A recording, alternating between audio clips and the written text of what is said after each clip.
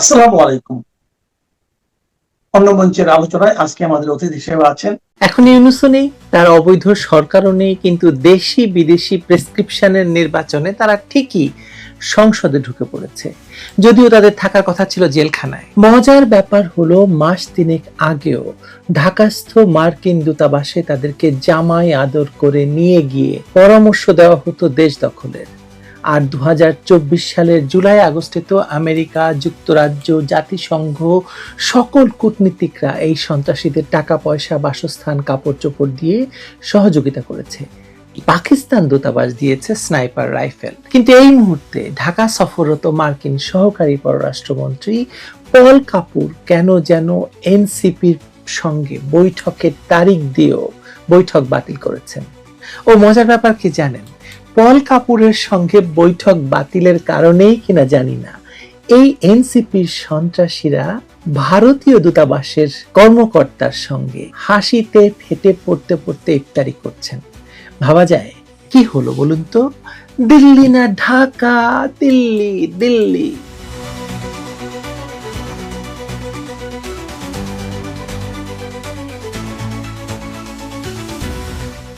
Doctor Mohammad ইউনূসকে ক্ষমতায় বসিয়েছিল জামায়াত ইসলামী। 2024 সালের জুলাই সন্ত্রাসের নেতৃত্ব দিয়েছিল জামায়াত ইসলামী এবং দলটির ঔরসজাত তথাকথিত বৈষম্য বিরোধী ছাত্র আন্দোলনের নেতারা। পরবর্তীতে ইউনূসকে ক্ষমতায় বসিয়ে তারা নিজেরাই একটি কিংস পার্টি গঠন করে।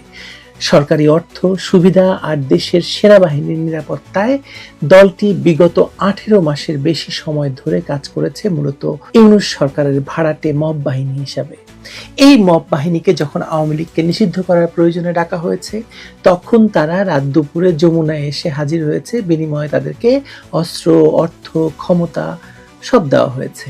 আবার যখন ভারতের বিরুদ্ধে প্রয়োজন হয়েছে, তখন তাদেরকে ভারতীয় হাই কমিশন দখলের জন্য রাস্তায় নামানো হয়েছে। সর্বোপরি এই মবকে দিয়ে ইউনূসের ভারত বিরোধী এজেন্ডা বাস্তবায়নে দিল্লি না ঢাকা, ঢাকা ঢাকা স্লোগান দিয়ে সারা দেশকে উত্তাল করে তোলা হয়েছিল।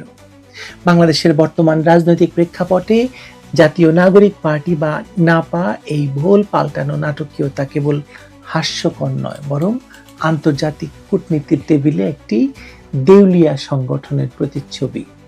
মার্কিন সহকারী পররাষ্ট্রমন্ত্রী পল কাপুরের ঢাকা সফরকে কেন্দ্র করে এনসিপি যে উচ্চাশা পোষণ করেছিল, তা এই মুহূর্তে ধূলিসাৎ হয়ে গেছে।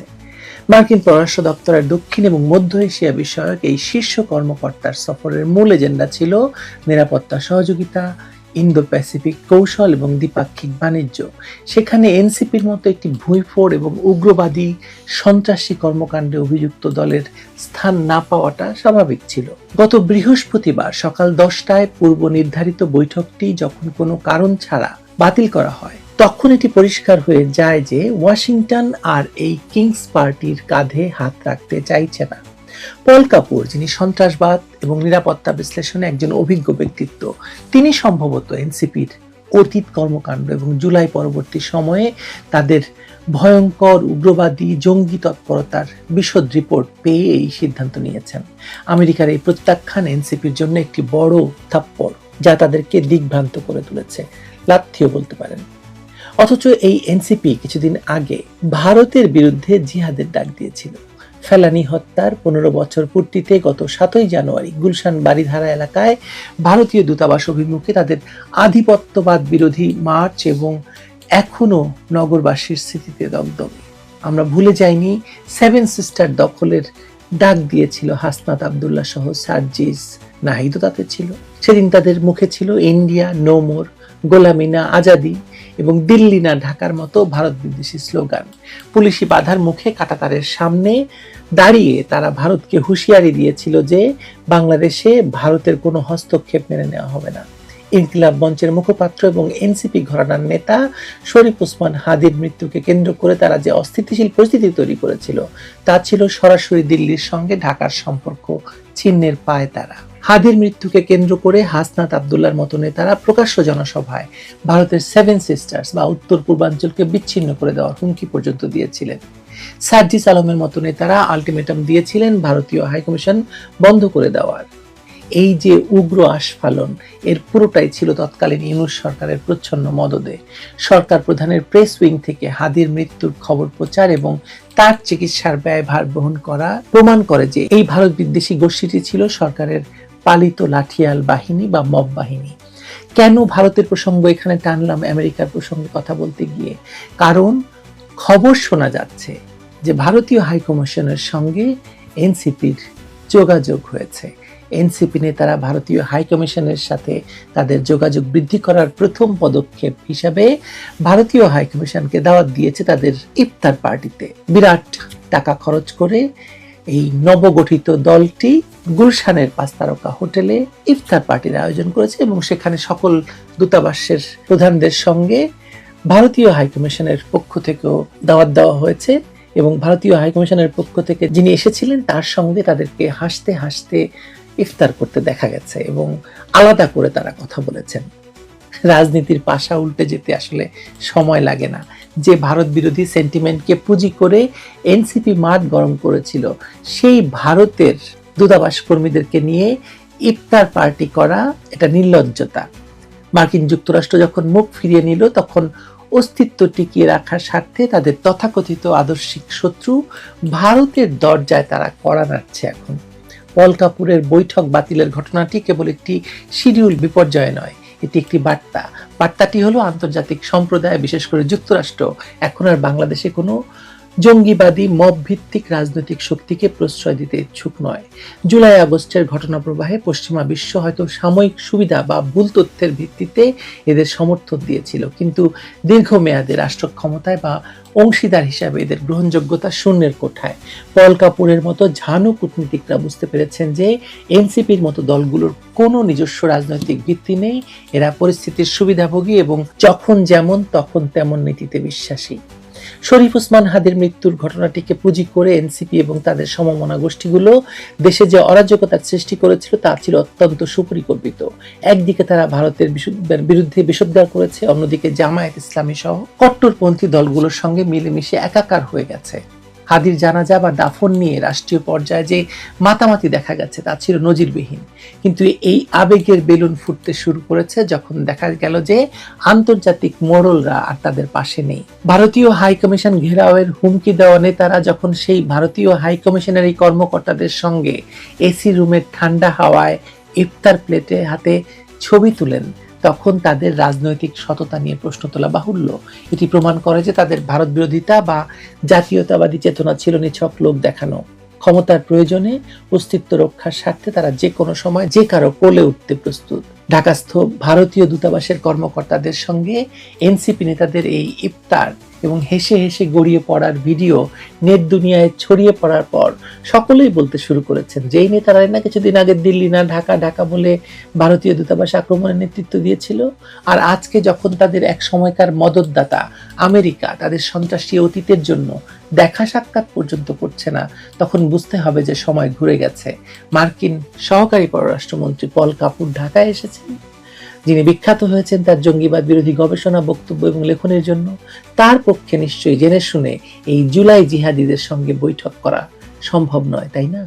তাই কোনো কারণ দর্শানো ছাড়াই মার্কিন দূতাবাসের পূর্ব নির্ধারিত বৈঠকটি বাতিল হয়েছে, আর ভারতীয় দূতাবাসের কর্মীদেরকে আমন্ত্রণ জানিয়ে ইফতার খাইয়ে বুঝিয়ে দিচ্ছে যে এনসিপি যে থুতু তারা ফেলেছিল এই কয়েক মাস আগেই, সেই থুতুই তারা এখন 2 হাতে নিজের মুখে মাখতে বাধ্য হচ্ছে। রাজনীতি ঘুরে গেছে, জুলাই সন্ত্রাসীদের বিচার এখন সময়ের অপেক্ষা মাত্র। বিংশ শতাব্দীর শেষ ভাগে রাষ্ট্রবিজ্ঞানী ফ্রান্সিস ফুকুয়ামা ইতিহাসের সমাপ্তি ঘোষণা করেছিলেন।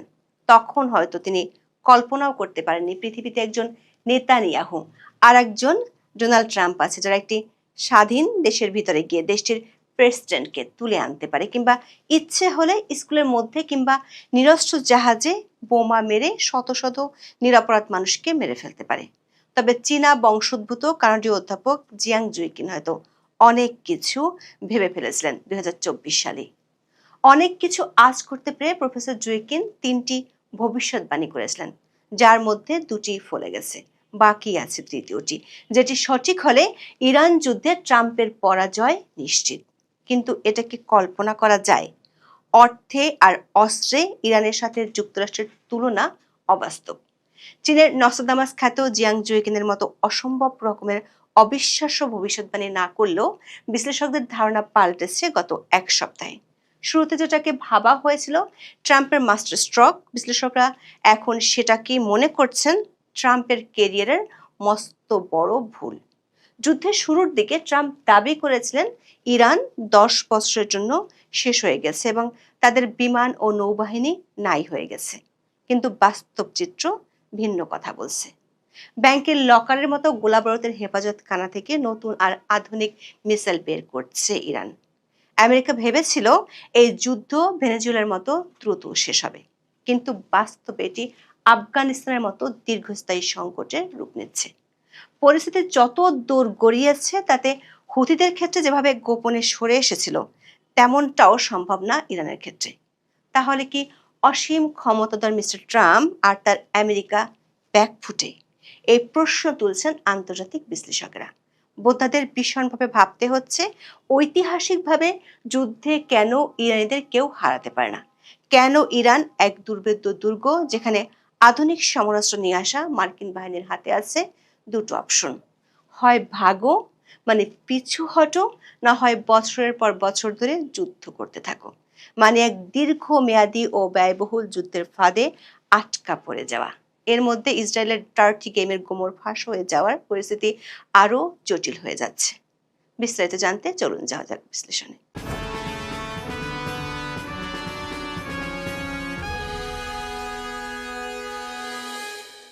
বর্তমান ইরান সংকটকে ঘিরে বেজিং ভিত্তিক অধ্যাপক জিয়াং জুইকিনের নাম এখন বিশ্বজুড়ে আলোচিত, যাকে সামাজিক যোগাযোগ মাধ্যমে চীনের নস্ট্রাডামাস বলা হচ্ছে। ইয়েল বিশ্ববিদ্যালয়ের ইতিহাস ও দর্শনের অধ্যাপক 2024 সালের মে মাসে তার প্রেডিক্টিভ হিস্ট্রি লেকচারে 3টি ভবিষ্যৎবাণী করেছিলেন। 1, নির্বাচনে জিতে ডোনাল্ড ট্রাম্প হোয়াইট হাউসে ফিরবে। 2, ট্রাম্পের দ্বিতীয় মেয়াদে ইরানের সাথে একটি বড় সংঘাত বাঁধবে। দুটি অক্ষরে অক্ষরে মিলে গেছে।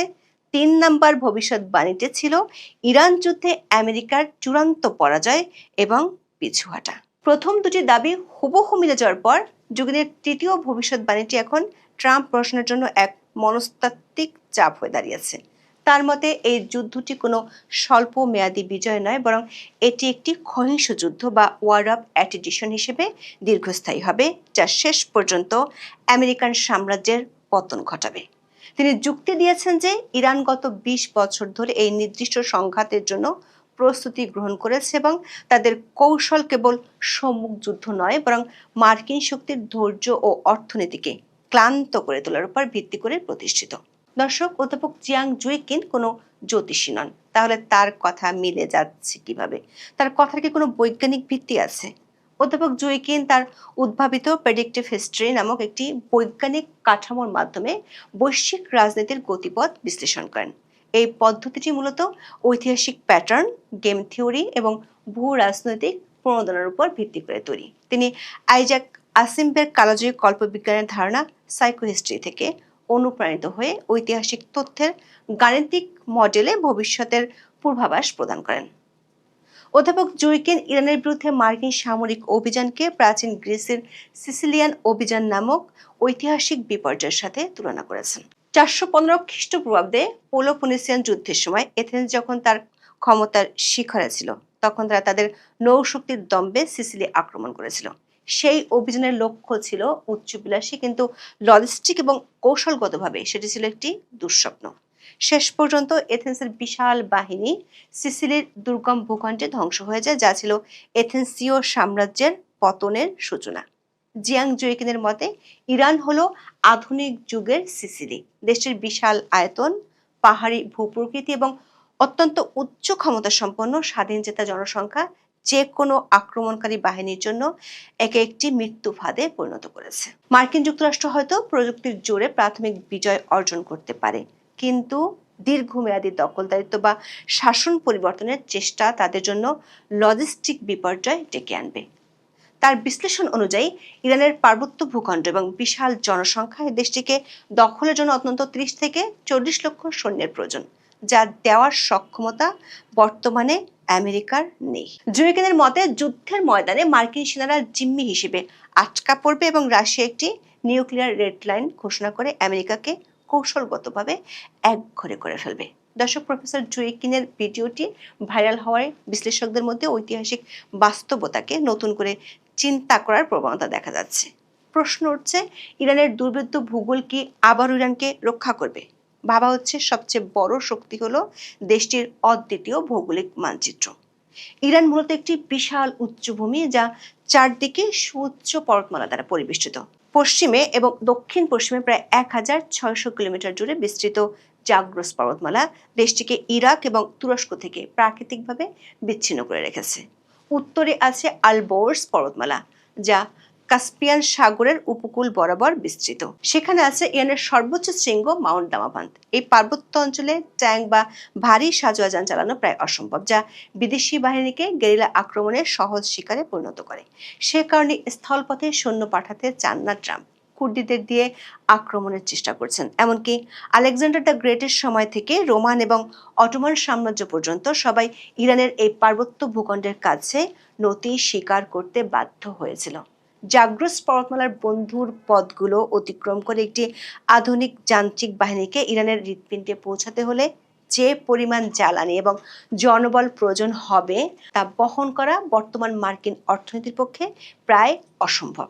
দেশের অভ্যন্তরে আছে দার্স্তে কাভির এবং দার্স্তে লুত নামক বিশাল দুটি মরুভূমি। এই অঞ্চলগুলো জনবসতিহীন এবং প্রতিকূল আবহাওয়ার কারণে যে কোনো বিদেশি সৈন্যদলের জন্য এগুলো এক প্রাকৃতিক বিভীষিকা। জুয়েকিন এবং অন্যান্য বিশ্লেষকদের মতে ইরানের এই ভৌগোলিক মানচিত্রই তাকে একটি দুর্ভেদ্য দুর্গে পরিণত করেছে। 2026 সালে গ্লোবাল ফায়ার পাওয়ার ইন্ডেক্স অনুযায়ী যুক্তরাষ্ট্র ও ইসরায়েলের সাথে ইরানের সামরিক শক্তির তুলনা চলে না। ইসরায়েল একা হলে ইরানের পক্ষে লড়া অনেক সহজ ছিল। যুদ্ধের শুরুর দিকে বিশেষ করে এক নিখুঁত টার্গেটে খামেনি সহ ইরানের শীর্ষ নেতাদের খুন করার পর ট্রাম্প ছিলেন খুশিতে টগবগ। 4 দিনের মধ্যে ইরানের রেজিম চেঞ্জের মিশন নিয়ে যুদ্ধে নেমেছিল ট্রাম্প ও নেতানিয়াহু গং। কিন্তু সপ্তাহখানেক পর উল্টো ট্রাম্পের চিন্তা বেড়েছে বহুগুণ। সপ্তাহ পেরিয়ে গেলেও মধ্যপ্রাচ্য এখনো চলছে। তেহরানে ব্যাপক বোমাবর্ষণ ও কার্পেট বম্বিং চলছে। অন্যদিকে ইরান তাদের নেতার মৃত্যুর পর ইসরায়েলের তেল আবিব, হাইফা ও জেরুজালেম এবং গালফ অঞ্চলের মার্কিন মিশনগুলোতে পাল্টা আক্রমণ চালিয়ে যাচ্ছে। ইরানের প্রতিবাদ এখন আর আন্দোলনের পর্যায়ে নেই, বরং তা স্বজন হারানোদের শোকের মিছিলে পরিণত হয়েছে। খামেনির মৃত্যু উল্টো আমেরিকার জন্য নতুন বিপদ ডেকে এনেছে। খামেনির মৃত্যুর পর ইরানে কোনো স্পষ্ট চেইন অফ কমান্ড নেই, বরং তারা একটি বিকেন্দ্রীভূত মোজাইক ডিফেন্স সিস্টেম বা ওপেন ফ্রি মোড গ্রহণ করেছে। ইরানের পররাষ্ট্রমন্ত্রী জানিয়েছেন, অনেক সামরিক ইউনিট এখন কমান্ডের বাইরে কাজ করছে, যার ফলে আমেরিকার পক্ষ থেকে ভবিষ্যতে কোনো যুদ্ধবিরতি করতে চাইলেও কার সাথে আলোচনা করবে তা স্পষ্ট নয়। দর্শক, ইরান জানতো তারা আকাশপথে মার্কিন এবং ইসরায়েলি বাহিনীর সাথে সম্মুখ যুদ্ধে টিকে থাকতে পারবে না। তাই তারা গত 2 দশক ধরে অপ্রতিসীম যুদ্ধ বা অ্যাসিমেট্রিক ওয়ারফেয়ার কৌশল রপ্ত করেছে। এই কৌশলের প্রধান শক্তি হলো তাদের বিস্তৃত প্রক্সি নেটওয়ার্ক, যা মধ্যপ্রাচ্য জুড়ে মার্কিন স্বার্থে আঘাত আনতে সক্ষম। হিজবুল্লাহ, হুতি, হামাস এবং ইরাকি ও সিরীয় শিয়া মিলিশিয়াদের সমন্বয়ে গঠিত এই অক্সিস অফ রেজিস্ট্যান্স মার্কিন যুক্তরাষ্ট্রের জন্য এক বিভীষিকায় পরিণত হয়েছে। দর্শক, বাহরাইনের মার্কিন 5ম নৌবহরের সদর দপ্তরে ইরানি মিসাইল সরাসরি যখন আঘাত হানে, তখন নিজ ঘরের অস্থিরতা ট্রাম্পের চিন্তা বাড়াচ্ছে। এমনকি ট্রাম্পের মাগা সমর্থক গোষ্ঠীও এই অহেতুক যুদ্ধ নিয়ে ক্ষুব্ধ।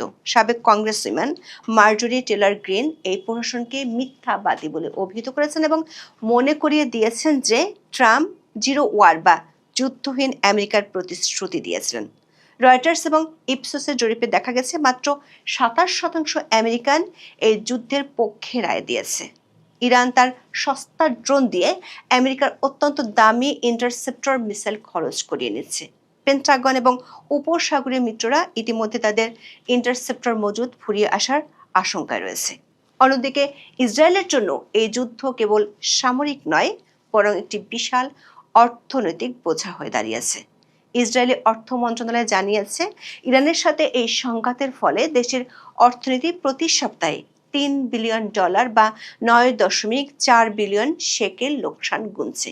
শুধু কি ইসরায়েল, এই যুদ্ধের সবচেয়ে বিধ্বংসী প্রভাব পড়ছে বৈশ্বিক অর্থনীতিতে। হরমুজ প্রণালী, যা বিশ্বের মোট সমুদ্রজাত অপরিশোধিত তেলের 20% বহনের পথ, তা এখন যুদ্ধের কারণে কার্যকরভাবে বন্ধ আছে। এর ফলে বিশ্ব বাজারে তেলের দাম রাতারাতি লাফিয়ে বাড়ছে।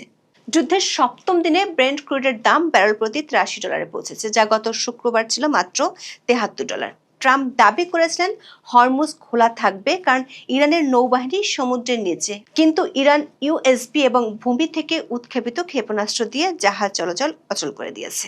এর মধ্যে ইসরায়েলের একটি ডার্টি গেম পরিষ্কার হয়ে গেছে মিডল ইস্টের মার্কিন মিত্র দেশগুলোর কাছে। সাম্প্রতিক সময়ে সাইপ্রাসে ব্রিটিশ বিমান ঘাঁটিতে ড্রোন হামলা এবং সৌদি আরবের আরামকো তেল শোধনাগারে হামলার ঘটনাগুলোকে কেন্দ্র করে নতুন বিতর্ক শুরু হয়েছে। প্রাথমিকভাবে এই হামলার জন্য ইরানকে দায়ী করা হয়েছিল, কিন্তু পরে তদন্তে দেখা গেছে ড্রোনগুলো ইরান থেকে আসেনি। বিশ্লেষকদের মতে ইসরায়েল সম্ভবত ইচ্ছাকৃতভাবে নেটোর সদস্য রাষ্ট্র এবং মার্কিন মিত্রদের উপর এই ধরনের ফলস ফ্ল্যাগ অপারেশন পরিচালনা করছে, যাতে ইরানকে আন্তর্জাতিকভাবে কোণঠাসা করা যায় এবং বিশ্বের অন্যান্য শক্তিকে ইরানের বিরুদ্ধে যুদ্ধে টেনে আনা যায়। ইতিহাসে 1954 সালে লাভান অ্যাফায়ার কিংবা 1967 সালে ইউএসএস লিবার্টির ঘটনা ইসরায়েলিদের এমন বাটপাড়ির ইতিহাসকেই তুলে ধরে। দর্শক, মার্কিন নিষেধাজ্ঞার অন্যতম লক্ষ্য ছিল ইরানের আর্থিক সংস্থান বন্ধ করে দেয়া, কিন্তু তেহরান একটি গোপন এবং অত্যন্ত কার্যকরী পথ খুঁজে পেয়েছে: বিটকয়েন মাইনিং। ইরানের কাছে প্রচুর সস্তা বিদ্যুৎ এবং প্রাকৃতিক গ্যাস রয়েছে, যা ব্যবহার করে তারা প্রতি বিটকয়েন মাইনিং করতে মাত্র $1,300 খরচ করে। বর্তমান বাজারে বিটকয়েনের দাম $73,000 হয় তারা প্রতিটি কয়েনে প্রায় $71,700 মুনাফা করছে। এই ডিজিটাল মুদ্রা ব্যবহার করে ইরান আন্তর্জাতিক ব্যাংকিং চ্যানেলের বাইরে থেকে যুদ্ধের জন্য প্রয়োজনীয় যন্ত্রপাতি এবং জ্বালানি কেনে। অধ্যাপক জিয়াং জুয়েকিন এবং অন্যান্য বিশেষজ্ঞরা মনে করেন এবারের ইরান যুদ্ধে মার্কিন যুক্তরাষ্ট্র এমন এক জোটের মুখোমুখি হয়েছে যারা পর্দার আড়াল থেকে ইরানকে অপ্রতিরোধ করে তুলছে। রাশিয়া এবং চীন সরাসরি যুদ্ধে না জড়ালেও তারা ইরানের জন্য টেকনোলজিক্যাল অ্যাঙ্কর হিসেবে কাজ করছে। রাশিয়া ইরানকে অত্যাধুনিক S-400 এয়ার ডিফেন্স সিস্টেম এবং Su-35 ফাইটার জেট সরবরাহ করেছে, যা মার্কিন স্টিলথ বিমানের গতিবিধি শনাক্ত করতে সক্ষম। অন্যদিকে চীন ইরানকে তাদের বাই-2-3 নেভিগেশন সিস্টেমের অ্যাক্সেস দিয়েছে, যার ফলে মার্কিন জিপিএস জ্যামিং এর তোয়াক্কা না করে ইরানি মিসাইলগুলো সেন্টিমিটার লেভেল নির্ভুলতায় আঘাত হানতে পারছে। বিশ্লেষকরা মনে করেন ট্রাম্প আর নেতানিয়াহু মাত্র মরুভূমির চোরাবালিতে আটকা পড়েছে। সামনে যখন ইরানের আরও টার্গেটেড আক্রমণের পুরোপুরি বিভ্রান্ত হবে, চীন তখন তাইওয়ান বা দক্ষিণ চীন সাগরে নিজের প্রভাব বিস্তার করবে। ওয়াশিংটনের কৌশলগত অগ্রাধিকার তখন ইরান থেকে সরে যেতে বাধ্য হবে। ট্রাম্পকে পরাজয়ের ঘোষণা না দিয়েও সরে আসতে হবে। আমেরিকা এই যুদ্ধে কোনো এক্সিট স্ট্র্যাটেজি বা বের হওয়ার পথ ছাড়াই জড়িয়ে পড়েছে। ইরানের ড্রোন ও ব্যালিস্টিক মিসাইল সক্ষমতা এবং অসম যুদ্ধ পদ্ধতি আমেরিকা ও ইসরায়েলকে অবাক করে দিয়েছে। ইতিহাস সাক্ষী আকাশপথে বোমা বর্ষণ করে কখনোই কোনো সমস্যার পূর্ণ সমাধান হয়নি। ইরান এখন এমন এক অবস্থানে যেখানে তাদের হারানোর কিছু নাই, তাই তারা কোনো চুক্তি স্বাক্ষর করতে আগ্রহী হবে না। আর ট্রাম্প, তিনি যুদ্ধের দরজা খুললেও তা বন্ধ করতে পারছেন না, যার খেসারত দিতে হচ্ছে পুরো বিশ্বকে।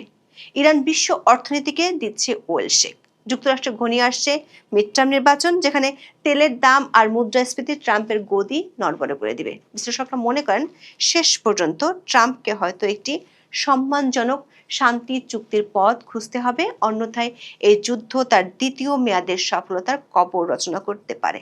প্রশ্ন হলো, ট্রাম্পকে এই চোরাবালি থেকে উদ্ধার করবে কে? এখন এ পর্যন্ত। সবাই ভালো থাকুন, সুস্থ থাকুন, নিরাপদে থাকুন। দেখা হবে আগামী পর্বে।